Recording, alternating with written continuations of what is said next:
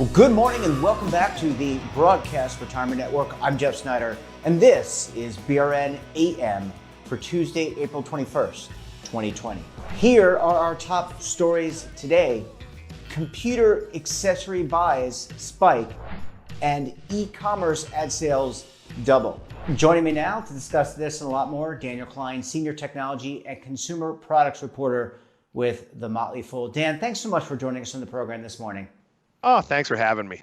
It's great to see you. And before we talk about accessories for computers, I just want to give you and the team at the Motley Fool a shout out. We talked about this on the podcast on Sunday, You guys are doing live programming many hours a day to talk about Corona and the impact. So take a bow.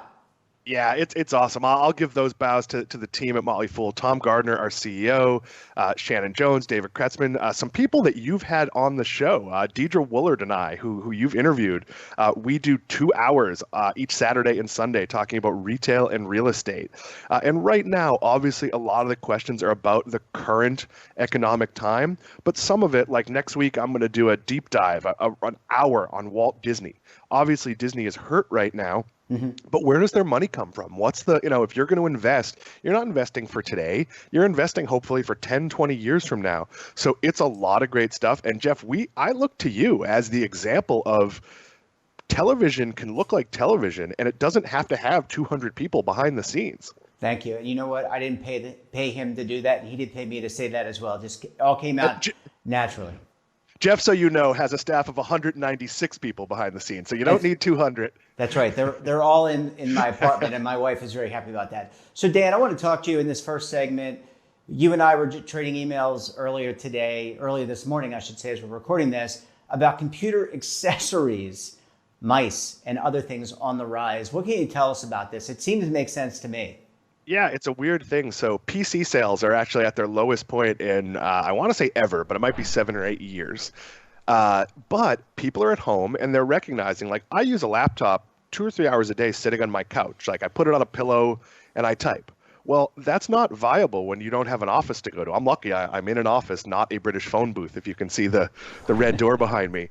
But when I'm in the office, I already had some accessories. I have a second monitor, which you can't see, but it's right here off to the side. I have a ring light that lights me so I don't look terrible on camera, or at least I look reflective of what I look like. You can decide if that's good or bad.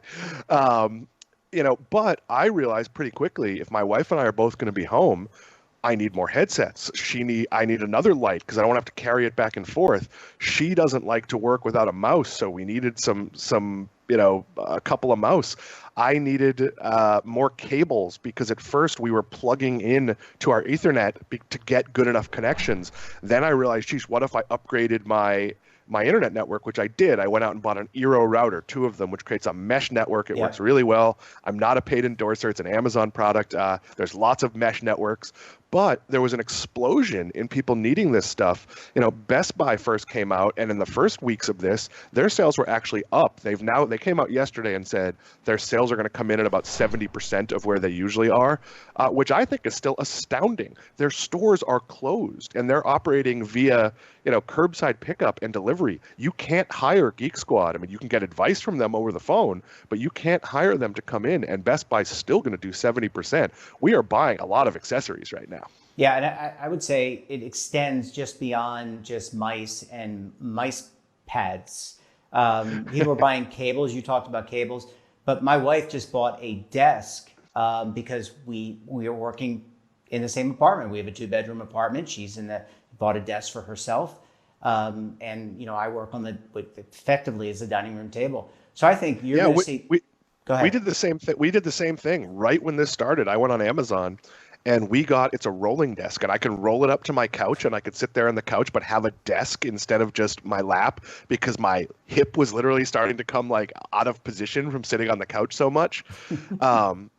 We bought a chair. I haven't put the chair together yet, but we bought an exercise bike on Woot, which is an Amazon discount site, where in theory you could roll the desk up, pedal lightly and do a little bit of work. These are all things I don't necessarily have room for when this ends. But right now, we're prioritizing. We are very lucky to both be working, and our son is in his room having pretend school or virtual school or whatever they want to call it. Grades don't count, so I have a hard time, taking this too seriously.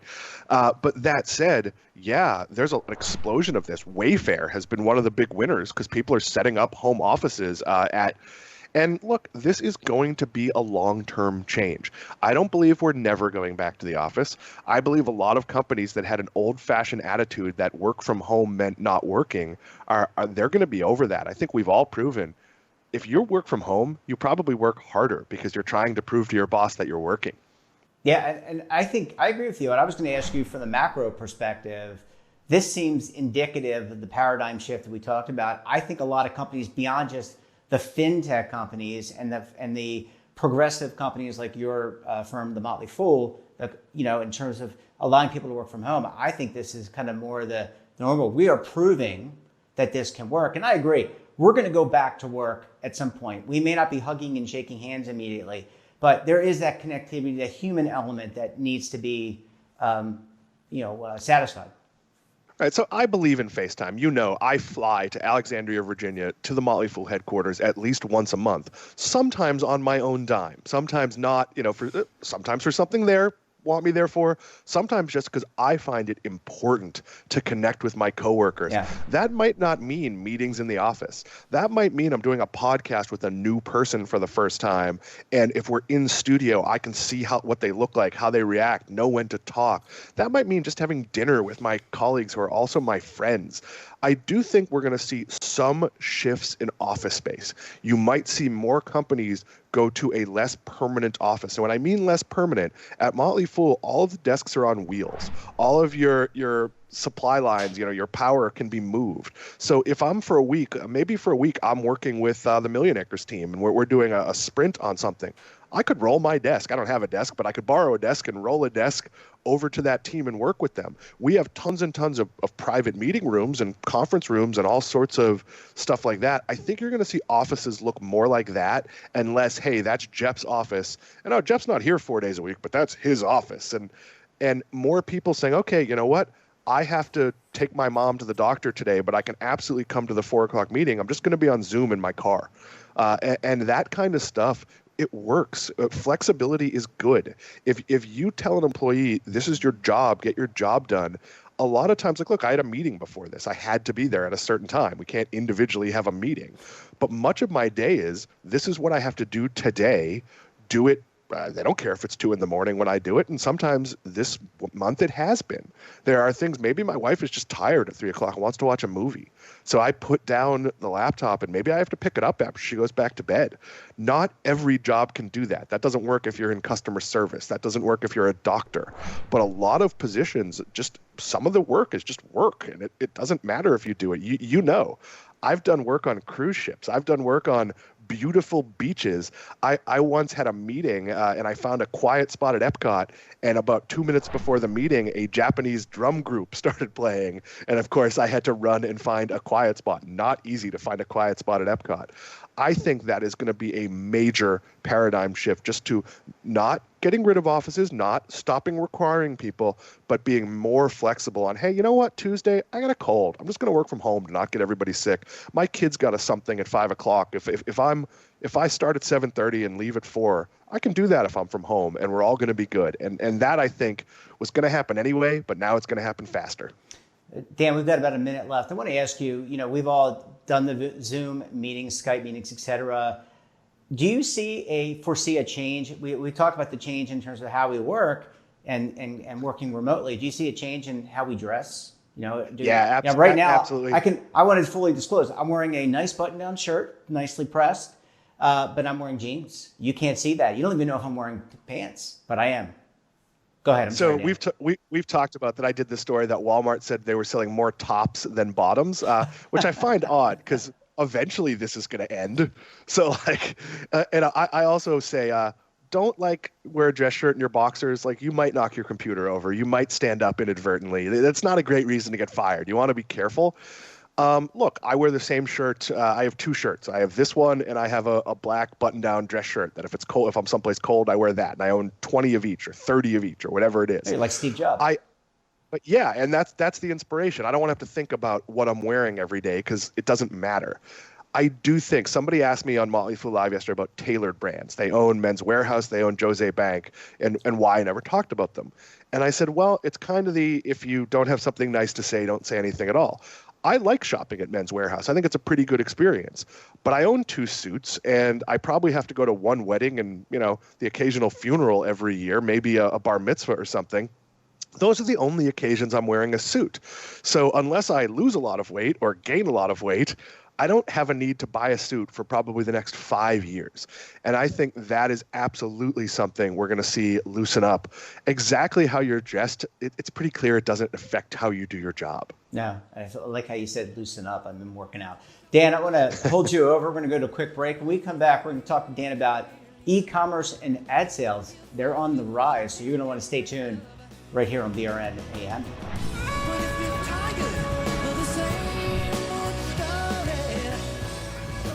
Imagine a new television network that will make you richer, healthier, and in control of your financial future.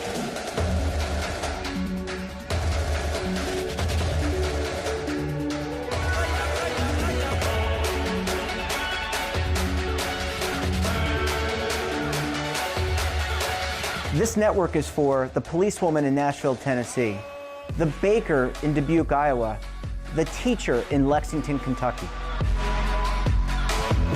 We want to make the idea of savings and retirement culturally relevant. But what do you see as a defining issue of the midterms, especially for the smaller businesses? I mean, they are the lifeblood of the American economy.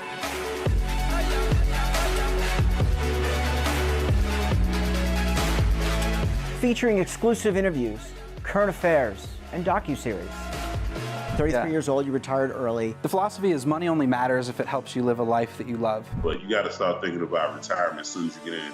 The Broadcast Retirement Network will drive very high engagement with premium partnerships. So this isn't retirement and savings for your parents or grandparents. This is for all Americans. And we're going to change the way you think about money.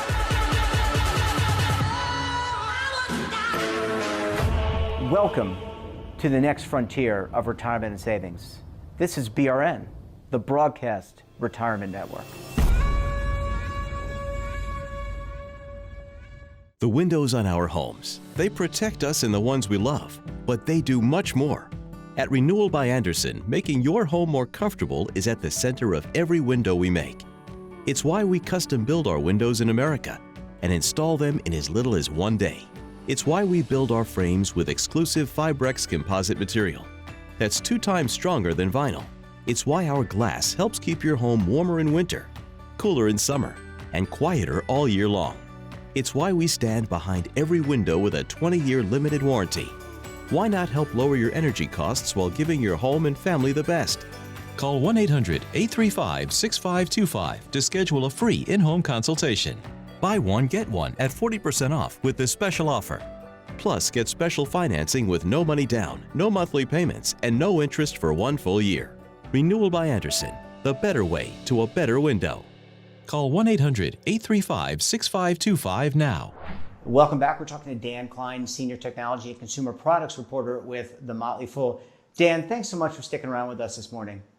I have no place else to be. Well, and also, people should check out Dan on the Motley Fool Live platform. I think you do have to be a registered user, but you can certainly hear more from Dan and the team.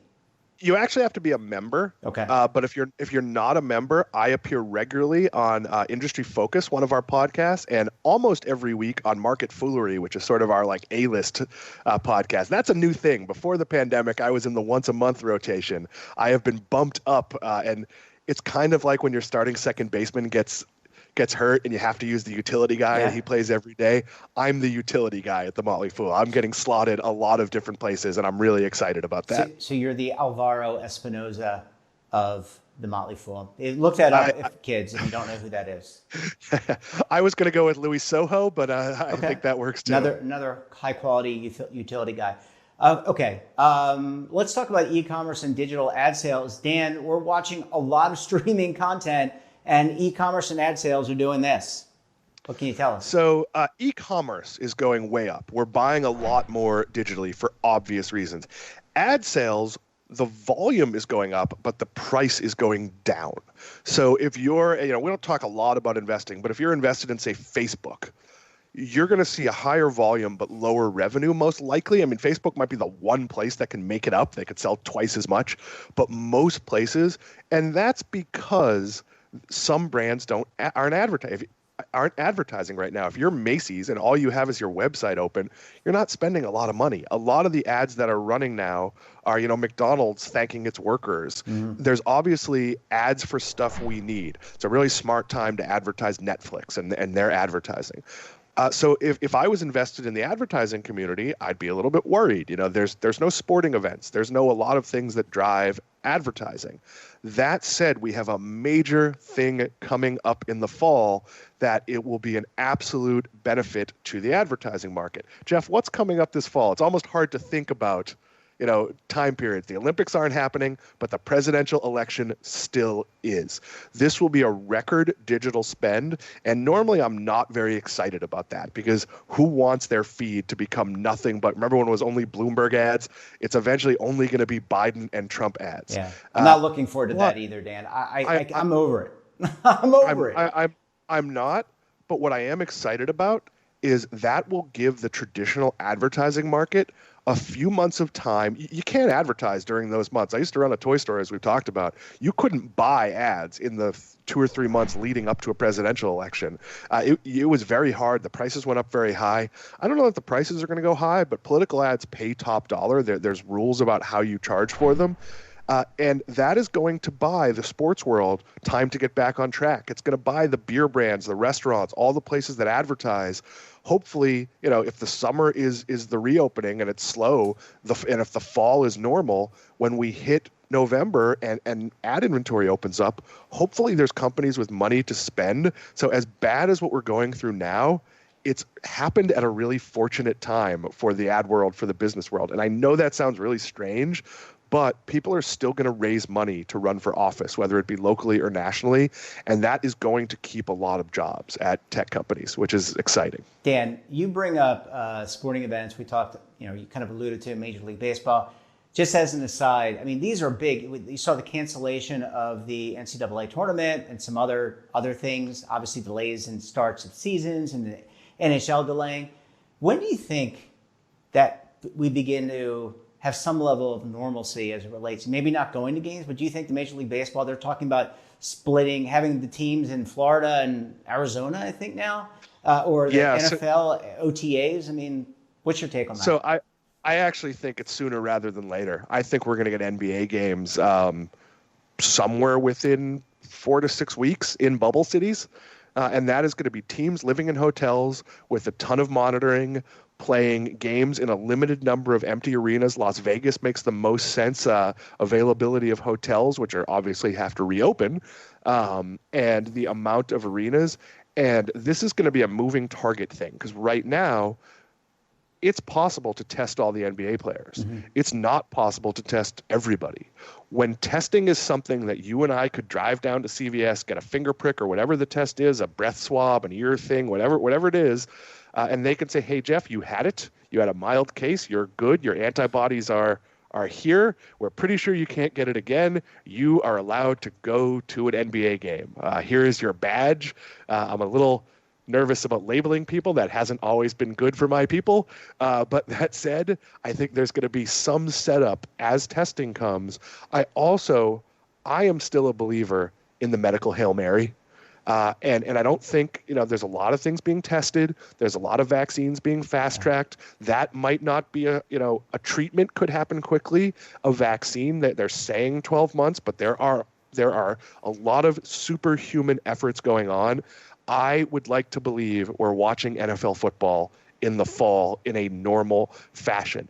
Even if we're not, we will be watching it at home. Mm-hmm. And I promise you, First NBA game, it's going to be like Hawks versus the Jazz. I'm going to be crying. Like, I think there's no question the emotion there is going to be really high. And if we get a hockey season, I'm going to be face painting in my Rangers gear and very excited for this.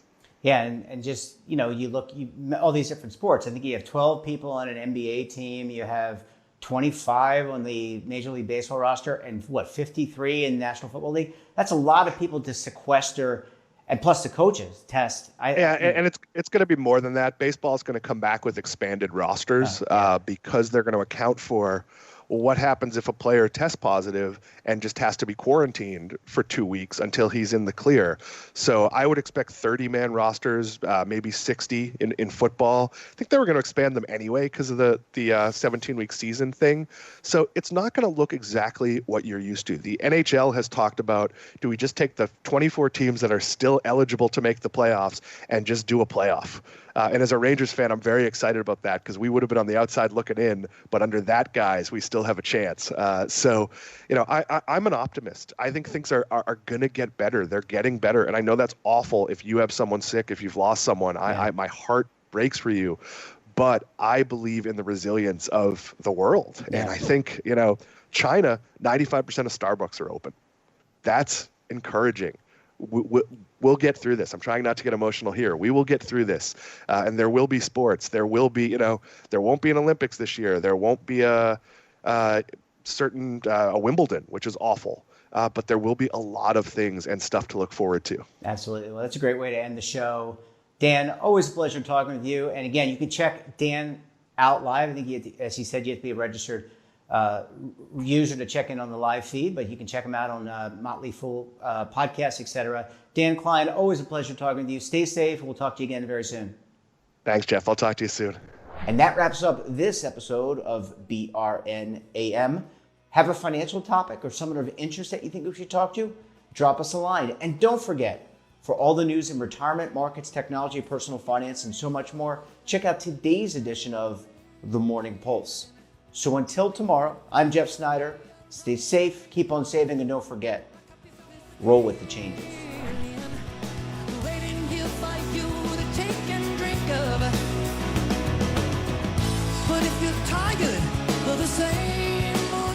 Attention! The Centers for Medicare and Medicaid Services has officially authorized new benefits that Medicare Advantage plans may include. To get the benefits you deserve, you can call the Medicare Coverage Helpline. Hi, I'm Joe Namath. If you're on Medicare, this is important information.